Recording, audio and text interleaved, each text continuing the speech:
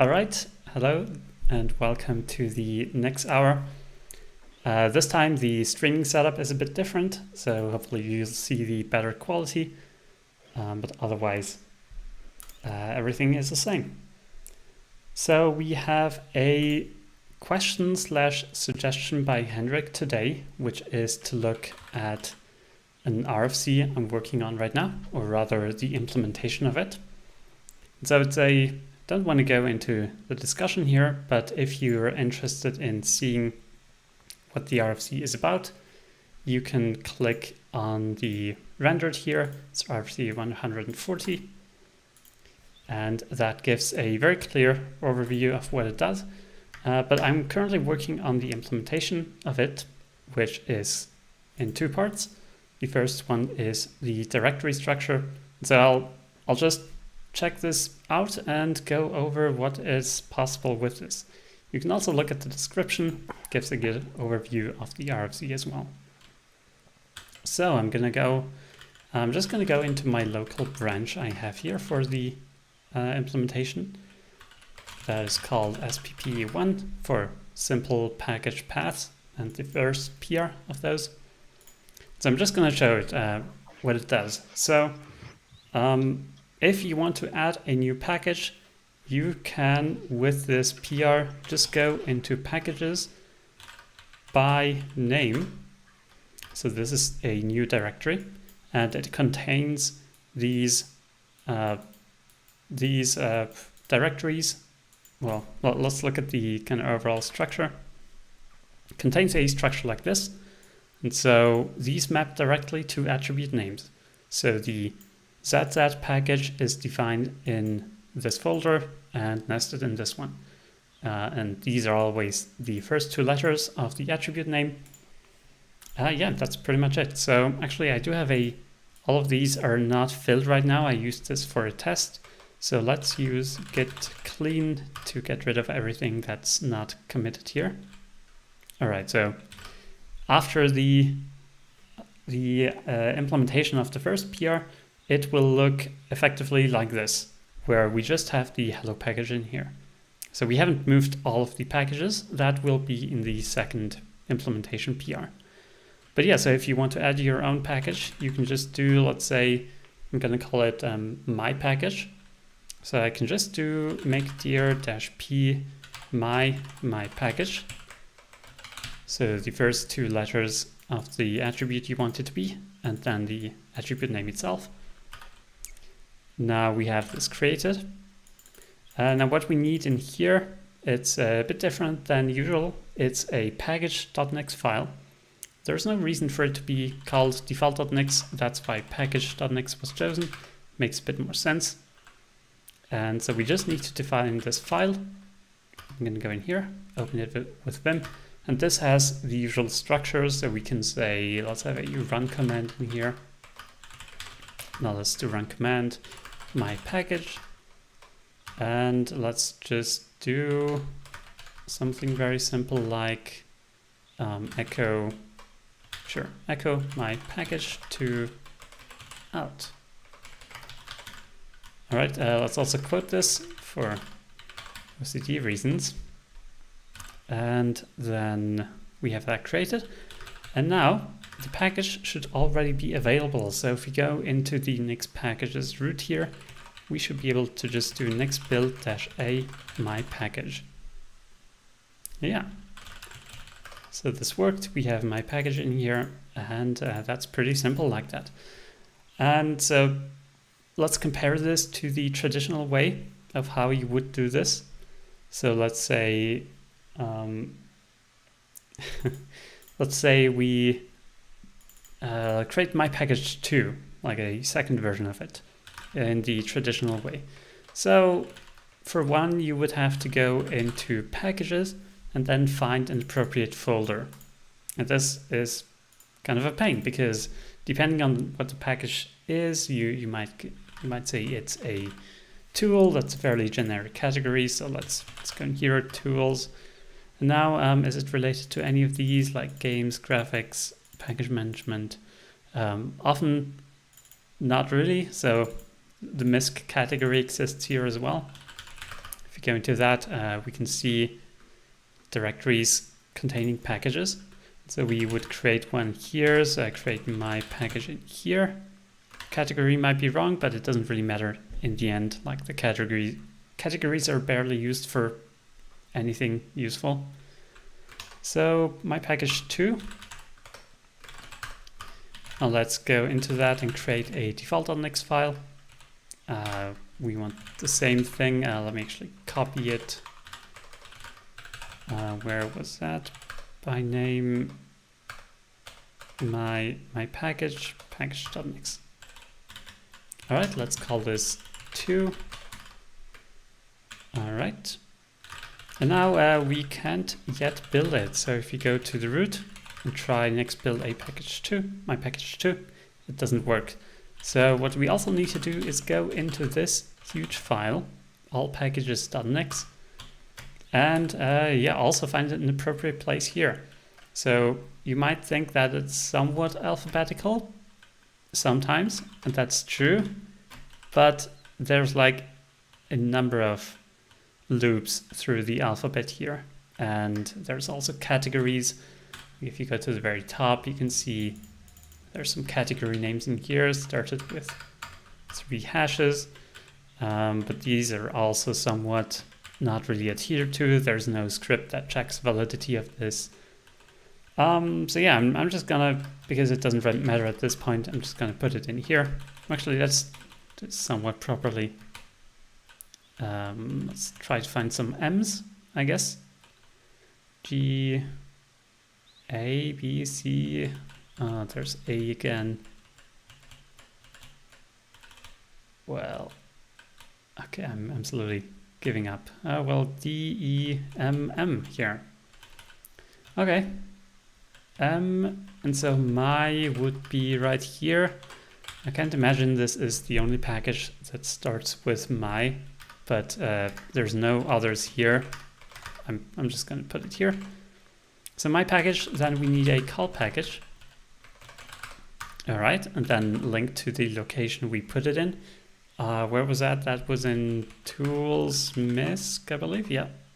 And then my package 2. Need to fix the package name here.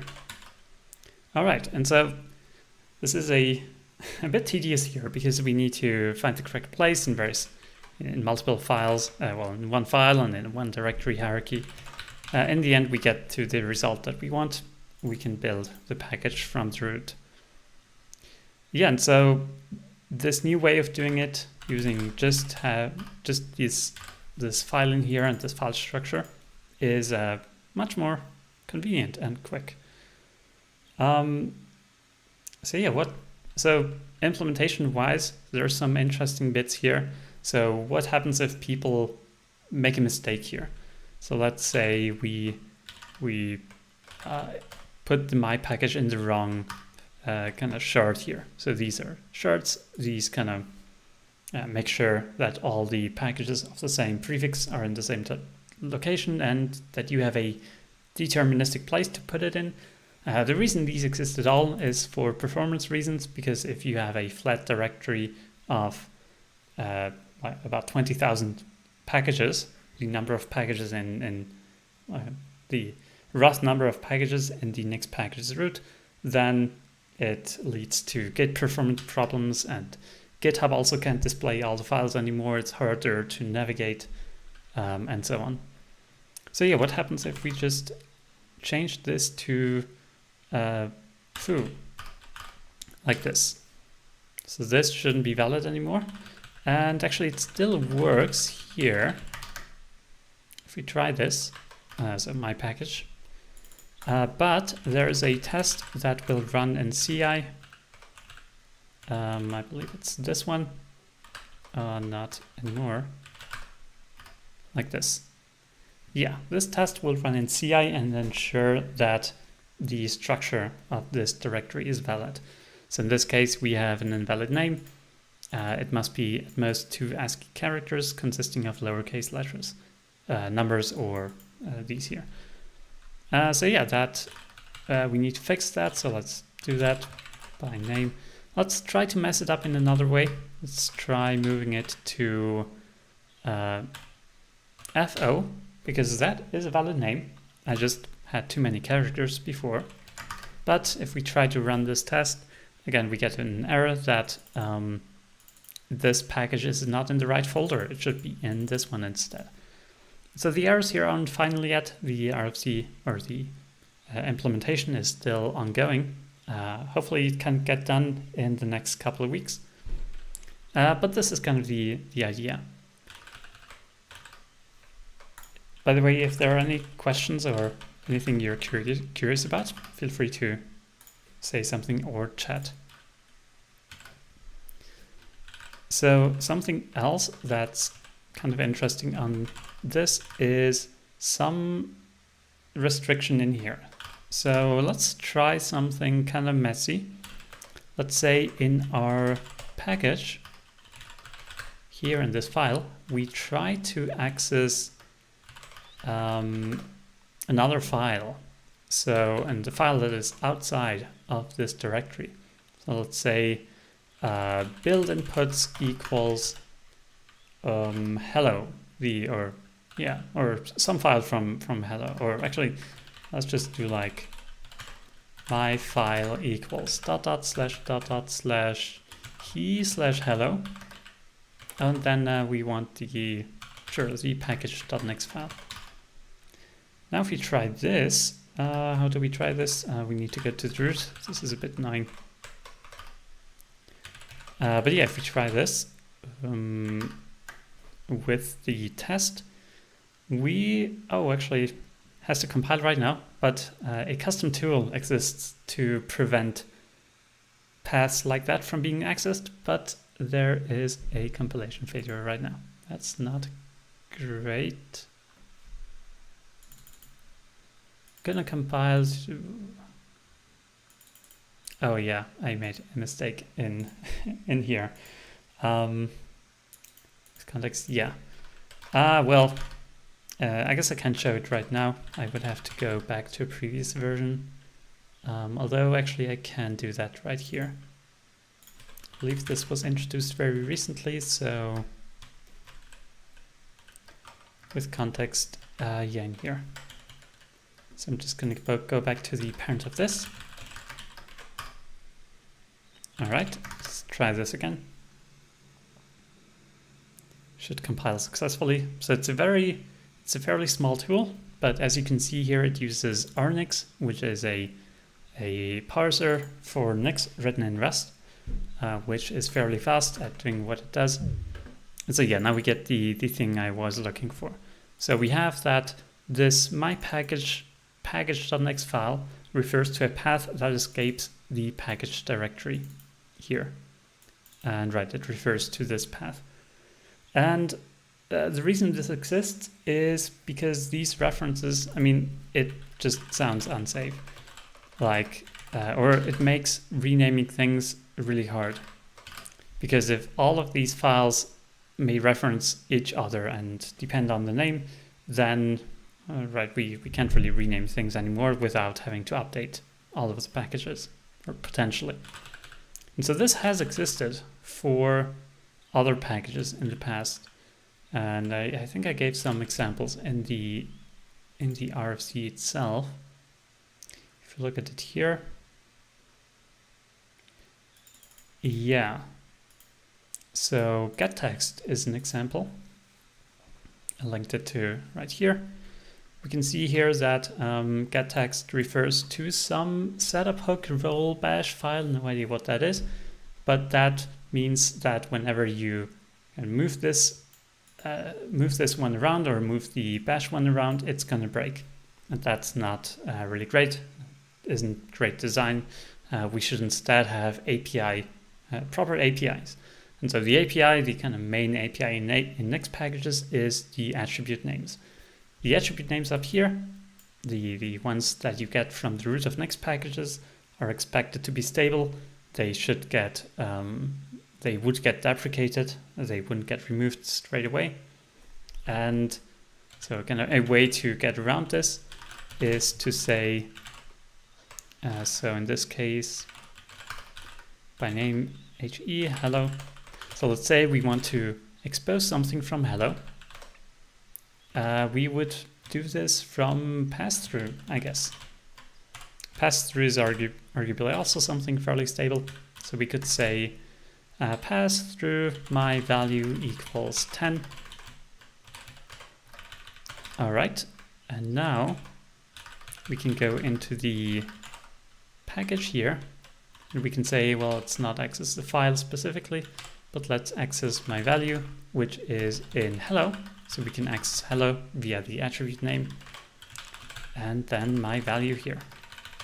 And this way, even if we move hello around to a different place or change the directory structure entirely, this will stay the same because it's determined by the Nix code and also kind of checked by CI and so on. Well, actually, it's not checked by CI that it stays the same, but kind of people rely on this. So there's a question here. You asked, can we pass paths this way? I'm not sure what you mean by pass paths this way. I mean, if we want to actually access a file, can one package expose a path to this file?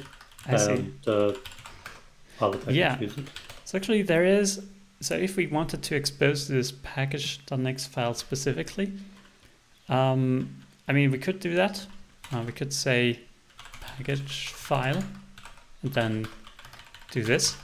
By the way, hacky thing, I might have mentioned this in the past as well, but we can do cur path.file to get the path to the current file as well.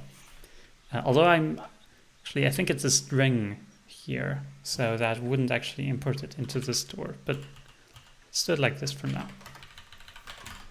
So we could do that. It's probably not recommended to do this though, because the file itself shouldn't really be part of the API. Generally, you want to expose, well, right, like values, functions that are stable in their API. Files, I guess, could be useful. Like some templates, some config. Yeah, config is a good example. If we have config.conf, foobar, yeah, we could do that here. Pass through default config equals config.conf. Yeah, and if we try to access that, so actually let's go into Nix REPL here. To the root Nix REPL, let's load the current directory into here. Or let's get rid of the warning using -f. So hello dot, what was it? Default config. So we get this. And what is the type of that? That is type of a path. And so paths have these special path semantics, which if you interpolate them, they get imported into the store like this. But if you toString them, they get turned into a string.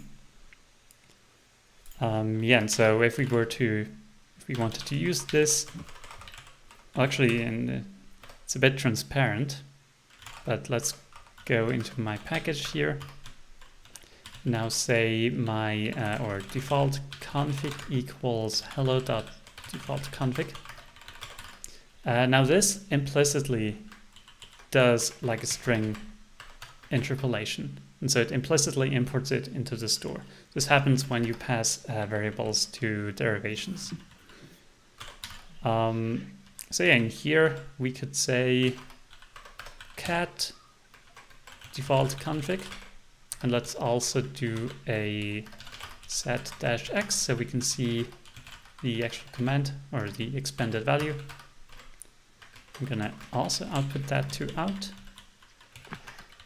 and do this here. So just append my package. Now if we build this, my package, we can see it cats this config value. And actually now I can show you the difference to the cur path. So if you go into hello again, I mean, curpos is something almost no one uses ever. I don't think I've seen a good use of it. But let's do it anyways. So curpos.file. Actually, let's do curpos directly. And so where does this point to? Next REPL hello dot default config. It's not the default config anymore, but we get an exact location where that curpos actually is. But here, this file value, that's a string, not a path. So if we try to interpolate this, it's just gonna give the same string back. It's not gonna port it into the store. And so what this means for, so let's change this back to just exporting file. Okay, so what this means for my package is that it shouldn't build anymore. Yeah, because the cat command now tries to access this file in my home directory, which it can't because it's running in the sandbox. We could turn off the sandbox. I believe sandbox false might not work because the daemon needs to receive the option. Yep. We can get around this with sudo, which doesn't use the daemon. Or not. Oh, permission denied. It might have more protections. It might be that the sandbox only allows internet access by default if you turn it off. You probably it runs as Nix builder, right? User. And not as root, the build itself. Oh yeah, then the build user would not have access anyways to that directory. That's right. But yeah, so that could theoretically work if you have the permissions correct. We had a question in the chat. In general, how obstructive is this restriction meant to be? So it shouldn't affect most things really. The kind of main reason we have this restriction, so the restriction about being able to refer to files. Let's do it like this. My package. Right, so some file, this wouldn't work. The main reason is because we want to be able to have kind of a cleaner start to these. We want to make sure that people actually define things in the API, and that just leads to cleaner code. And kind of all the examples that we know of that use paths like these are kind of violating API boundaries and would be good to have refactored. And so kind of this change of moving to these named directories is kind of a good opportunity to also enforce this now. It's not strictly necessary for this, but it's a good opportunity, and yeah, kind of not too hard to implement it. The implementation is even, yeah, it's more easily possible with this new structure now as well.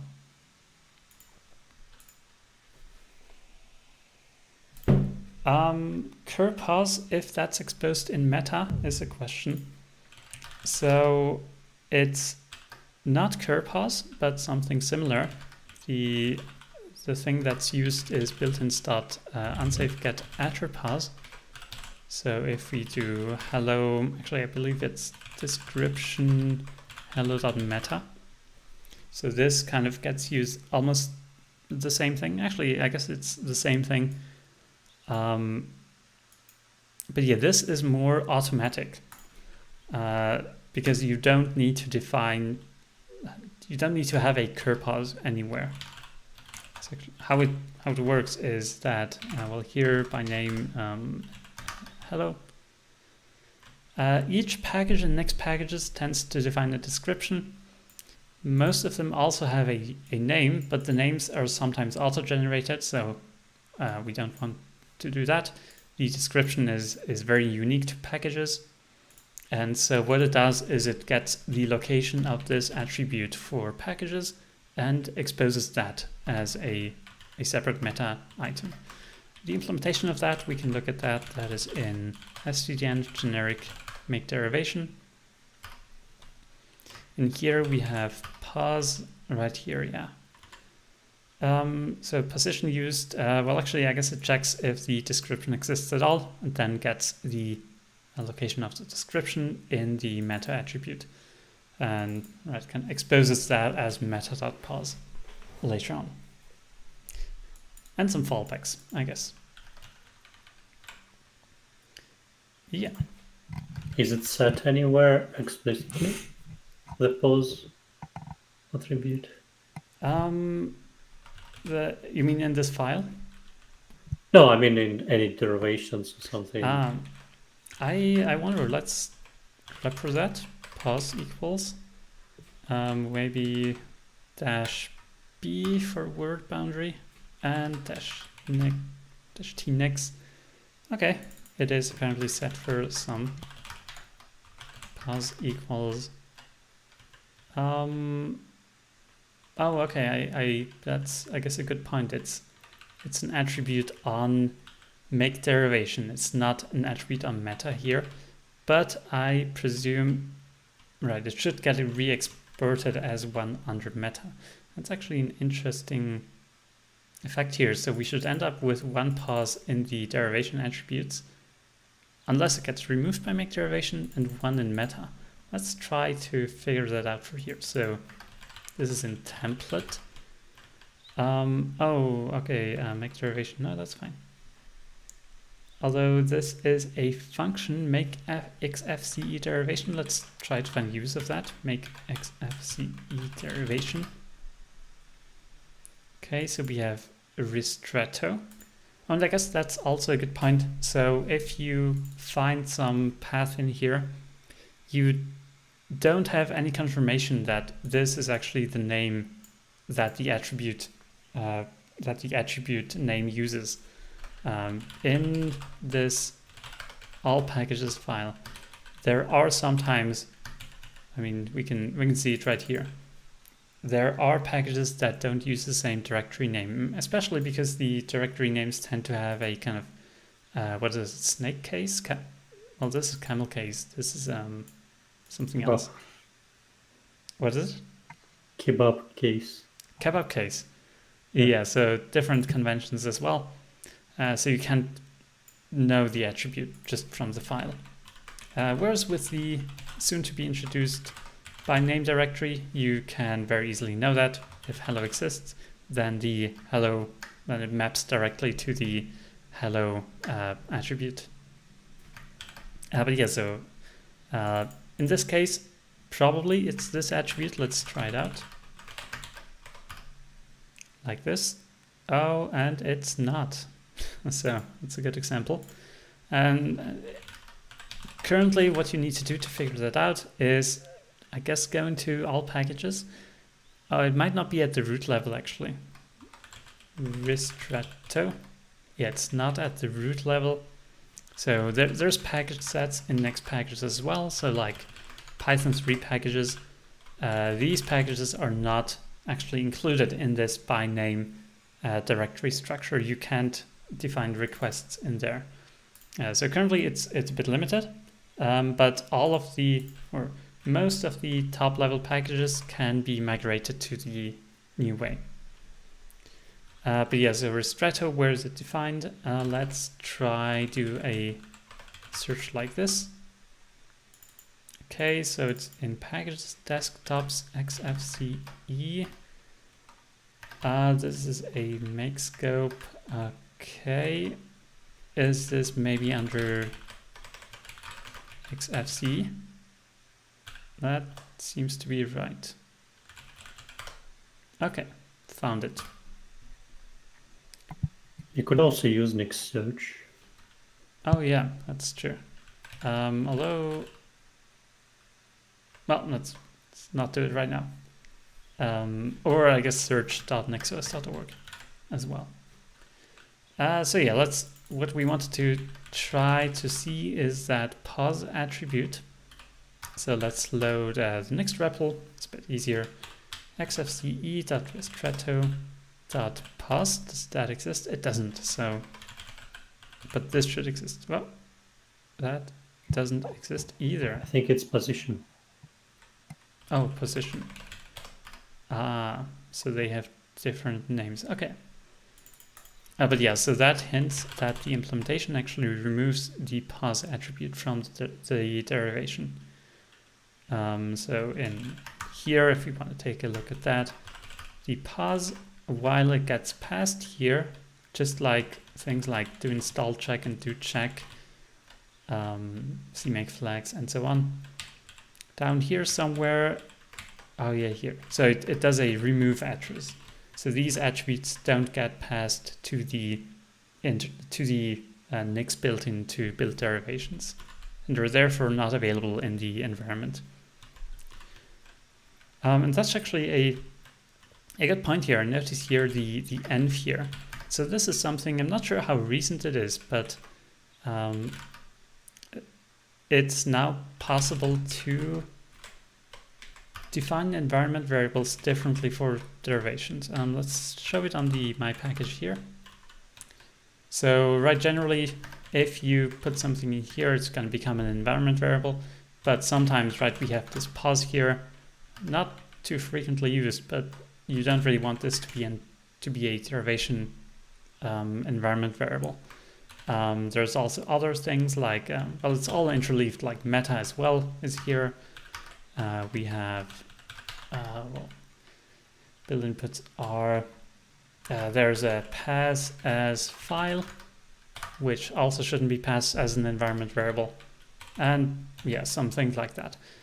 But yeah, now you can use env.foo to set environment variables as well. I haven't tried this out myself, so I wonder if there's any restrictions or what the interactions are there. Let's actually get rid of this. Yeah, let's get rid of this here. Just focus on this.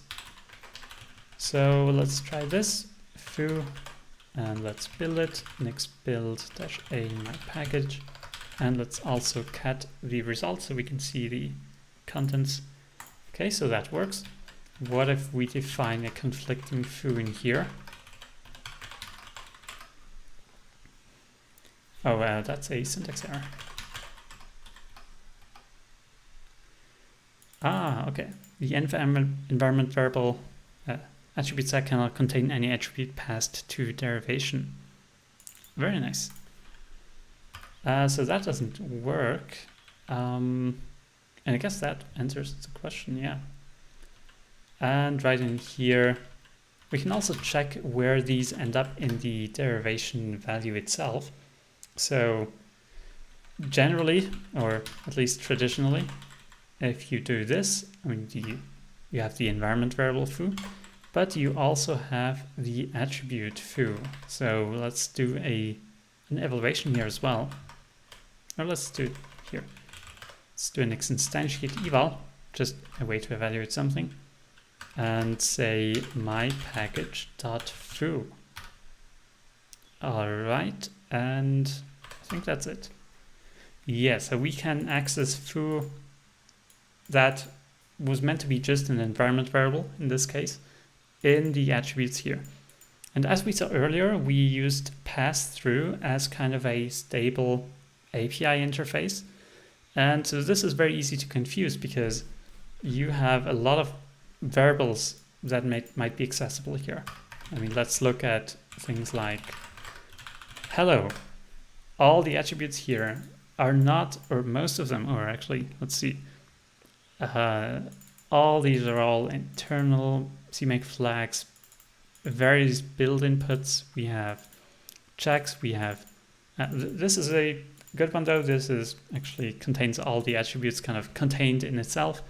But yeah, all of these aren't really, well, meta, I guess, is meant to be stable. But it's a mix of things that are supposed to be stable and things that aren't supposed to be stable. And now that we have my package.foo, this is just, let's say, it's not a derivation, but next build, right. So now we have foo as well, and it just kind of added to this sea of variables that we don't necessarily want to be exposed. But I suspect that if we use env, that it won't end up with that. So let's try it again. Moved it into env now. Oh, still here. Never mind then. Okay, so that doesn't work, but I might have shown this. I'm using the traditional CLI. There's no cache here. No, I mean maybe the completion cache this or something. No, the completion is always up to date. But yeah, I can also confirm it here. Still exists. But there is a way to get these attributes to not be there anymore. It's in a PR. But let's give it a look. I might have talked about this before already, but no harm in retrying it out. So I'm gonna check out the PR. This is number, this number. It's, how up to date is that? Well, I guess we can't use my package anymore here. I'm gonna stash my changes and then try it again.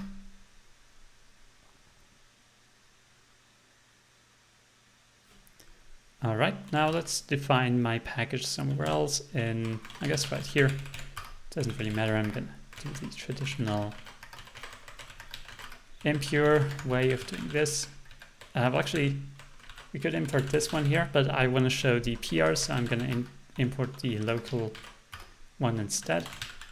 So I'm gonna do a run command, my package, kind of the same thing. Touch out. All right, let's try just adding foo here as before. It's not worry about the env thing, it might not be in here, or we could try it out, but so next build this file now. That works. Actually, let's try see if env is here available. That is available.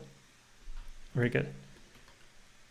And actually that's interesting. So it didn't rebuild the derivation when I tried to do this here. So this indicates that changing environment variables to be under this env now doesn't influence the derivation hash. So nothing will have to get rebuilt, and you can kind of be sure that nothing changed and nothing is got broken. By the way, I think where it will make difference is when you do overrides. If you do overriteAttrs, I assume that these attrs will be under env.something, not under level. Well, let's take a look at that later, but yeah, that's a good point. All right, so I guess env. All right, now let's do the REPL thing again. Actually, this is let's do it like this. So if I do nix REPL of this file, we would import like these 44 variables, all the ones that the derivation itself exposes. And I could do just nix REPL without importing anything directly and then say p equals import my package. But this gets a bit tedious over time. So to make that a bit nicer, I'm just gonna export this as, let's say, p in here.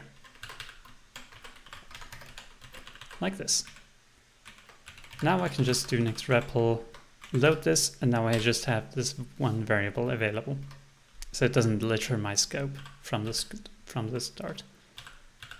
So now we have foo, we have env.foo, I assume.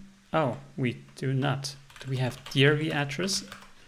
So derivation should contain all the internal ones. derivation.env, no env, foo should exist though. Okay, so env is only kind of a, I guess, syntactic sugar. And so actually I would assume that overriteAttrs still does work because it doesn't really change anything to the resulting value. But yeah, so let's try this clean attrs out here. Now, is there any docs in here? I hope so. Yes, there is some here. Let's render this.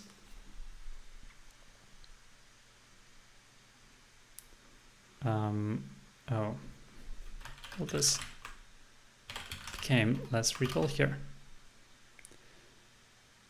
Okay, so clean attrs by default, it will expose all the attributes, but we can use clean attrs true to make derivation, or I guess any wrapper around make derivation.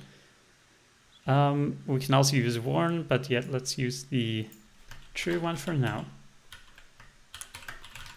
I'm gonna change this to this.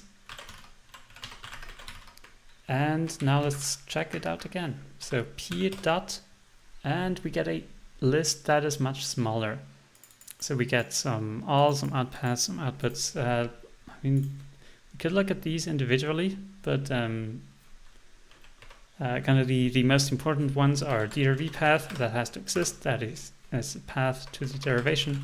Also outpath, that is what the string interpolation will result in. Actually, yeah, so we can see this directly here. Actually, an interesting comment here. We can use anything for outpath. We can, like any attribute set that has an outpath will get cursed to a string or to the corresponding string. So we can say foo in here with the right syntax, and it will just result in foo itself. Kind of weird to see two braces in next to each other, but this is just so we have the attribute set in here. Otherwise, it wouldn't work. But yeah, so P, what else do we have that's kind of interesting? We have meta, that's supposed to be stable. We also have this internals here. I believe this is where all the attributes from before are now exposed. So they're kind of neatly tucked away into an attribute set that correctly points out that these are not supposed to be the public interface. And then we have name, we have the output name itself. This is kind of recursive here. We can do this. Has always been the case like this. Is necessary for some features. And then we have overriteAttrs. Actually, yeah, we can now also verify if this overriding still works. So let's say we want to change this. Actually, yeah, changing the environment variable. I guess we cannot have. Let's try it. What if we do env equals old.env.foo actually? And env equals old.env, and then foo equals old.env.foo plus bar, like this. And the derivation did change, different derivation hash, so I assume this actually worked. So let's define this as q, because I'm bad at naming. Foo still doesn't exist. That's as expected. We have the clean attrs. Now what about internals? .foo. Yeah, so the internal variable has indeed changed to foo bar. What if you add foo attribute? Yeah, that's a good point. What if we just do it like this? So traditionally you would have done it like this. Foo all.foo plus bar. Oh, correct the syntax like, oh, there's no attribute setting here. Like this. All right, and let's name this S. And, oh, actually, yeah, S. Oh, okay. Yeah, so apparently it stores the env as well. So in the end, we have the same situation as we had earlier, where both env.foo and foo itself were passed together. So I guess that makes sense. I guess we could clear the env here to make that still work, although then we'd have to use old.env.foo, I imagine. So if we do this and that works, it's different from p and internals.foo, that also worked. So that's all seems fairly sane actually. Yeah. Okay, so that's the PR. There has been some discussion in here, but in particular by me too, kind of worried about people kind of expecting the old attributes, but not getting them, or third-party tooling incompatibilities. But I think this could use some more reviews and just kind of people testing it out. So if you're interested in this, give it a try. Hopefully we can merge this at some point. I should follow up on this one as well. Yeah. Did I miss a question? Oh yeah, meta-position. Yeah, that's behind. Yeah, maybe we can get back a bit to this RFC implementation here. There is something really interesting I would like to show. And so, yeah, let's stay in the Nix REPL and try out some stuff. Actually, Nix REPL, let's do a eval.nix file. So for that RFC implementation, we need to do some calculations, some computations. And this is something like this. So we have a lot of these shards. So earlier we saw that we had, let's mirror the directory structure. So we had he.hello equals, let's say, just null for now. We had my.myPackage, but this is fine so far. But if we have 20,000 of these here, things might get a bit bad. I guess let's do my test, sure, to just have another example. And now we need to somehow merge these together into a single attribute set. Let's do it with just this for now. Actually, it's sure, let's do that. So shard list. Let me convert this to list first, otherwise it's going to be hard to get merged. Let's also import lib equals import nixpkgs.lib. So I'm first going to convert this top level attribute set to a list. I'm going to do that with lib.map_attrs to list. So we have the name, we have the value. It's actually the name. I'm going to call this the shard. The values, that is the packages. All right, and as the argument, we have shards. Now we want let's do it like this. Let's create an attribute set, shard name, that's the shard, or let's just call this shard, and we have packages equals packages, and we can just do inherit shard packages. That works. But actually we don't really care about the shard, because it doesn't really matter what this HE here is. In the end, we just need to kind of merge these values together. So actually we can get rid of shard here, and let's just expose packages here. So that got fairly simple, like this. So let's look at what we have. Shard list. Let's do a nix instantiate eval of this eval.nix file. We need to evaluate it strictly. Strict. All right, so now we have this list of attributes that we can merge together. So let's show this here with a comment. Okay, now let's say we merge them together, call this merged.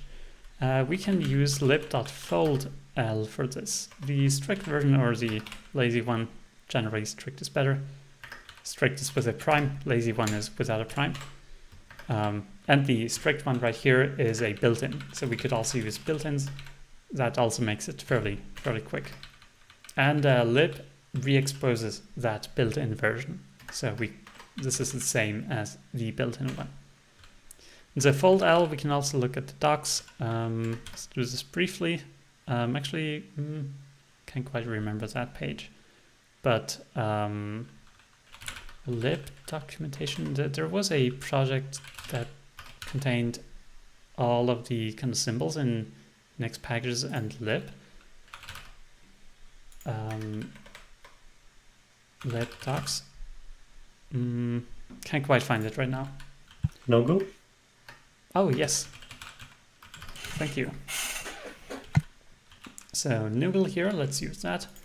Fold L, so we can see all the versions. We can also see the kind of built-in one and the lib one. This is pretty nice on Noogle that you can't get that in any other place right now.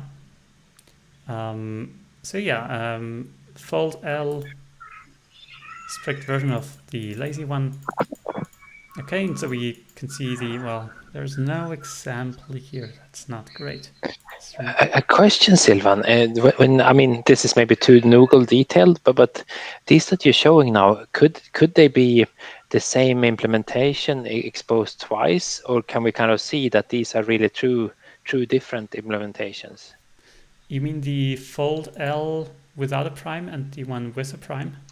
Without them, wait, that I know, because that's the lazy and eager one. But yeah. If I have like two fold Ls, because you said it's probably inherited through, and yeah, we should be able to. Yeah, there's a link here to the source here, so we can see the implementation of them right here. But if we click here, we can see this. Yeah, and that kind of clears it up then. Uses the built-in if it's available. And it, right. And it should be available. This this OR here can probably be removed. Well, we'd have to check the Nix versions. But yeah, so actually the docs of this one don't include an example. This one does include an example, though not super great. In any case, I'm just gonna show you how it works. So we fold over a list with a value. And so the value is generally called the accumulator. The function here takes, for each iteration over this list, well, for each element in this list, it takes both the element here and the accumulator value. And the result is a new accumulator value that then gets passed for the next element. And so I like to start off this with a kind of skeleton like this, where we so shard list like this, where we have the function like this, where we just pass through the accumulator. We have the initial element, the in this case an attribute set, an empty one, because we want to end up with an attribute set, and then the actual list we want to fold over. And now the only thing we need to change is the implementation here of the function. And so instead of just returning the accumulator, we want to add our new elements onto this one. So we want to add, I mean, these elements are all attribute sets as well. The accumulator is an attribute set, as we see here. So let's just use the / operator, or the update operator, to merge all of these together. And now we can see, merged, we get the result that we want. All right. But now we have like 2 more minutes. Let's see if I can do this. What happens if we have a whole bunch more?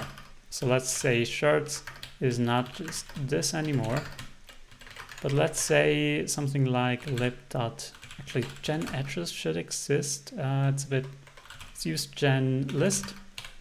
So genList can generate a list from an integer. So let's say 10 for now. And we need this kind of doubly nested, I believe. GenList, let's call this M, also 10. And now in here, we want the outer list to generate like a like a name value pair, I guess. I'm gonna move a bit quickly here. Name value pair. Let's call this toString n, and then the value should be this here. All right, and in here, kind of the same thing. Name value pair toString m, and then the value should be something here. We can use m right away. Let's use null to get the same thing. Then we need to convert this to an attribute set. List to attrs can do that. And some more parentheses. And the result here is well, list to attrs. All right, let's see what we have. Shards, that is, okay, we generated this here. So it doesn't really matter exactly what we end up here with. Actually, the one thing I would like here is changing this to be to have both n and m in it. Let's have a dash in between. Yeah, so now we can see we have a whole bunch of different attributes.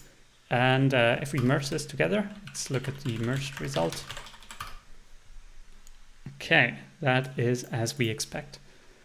All right, but now what if we bump this up? So let's number or count equals 10 for now. And these are separate counts, but we'll treat them the same for now.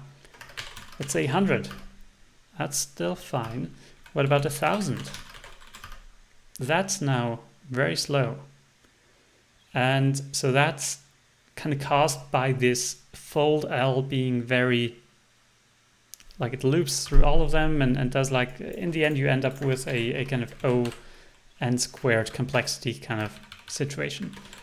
And so in that RFC implementation, and actually I opened the PR just like 1 hour ago, mergeAttrsList here.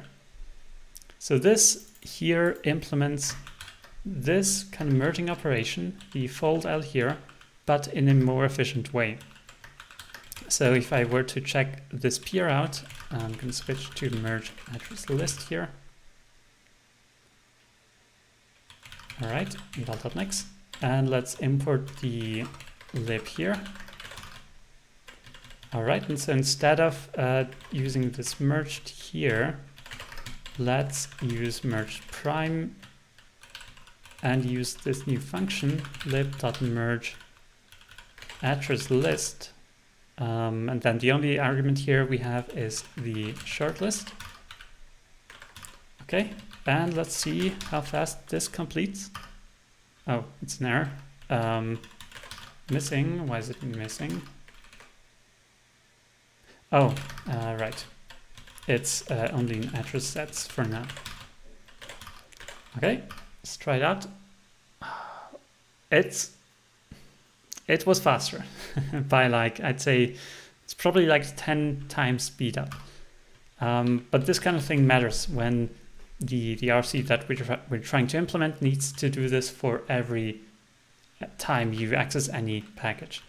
And so in here, using this function, I managed to reduce the allocations by I think like 90% and the time by like 50%, something like that. And so that is significant on that level. But yeah, we are out of time.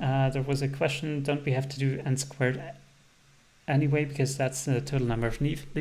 Yes, so actually if we have n and m here, the resulting complexity for this one is O n times m times log n. Whereas for this one, it's n times n again, so n squared then. So it's, right, it's on, there's still a multiplication in here, but this is quite a bit quicker. All right, we are out of time for today. Thanks for watching and join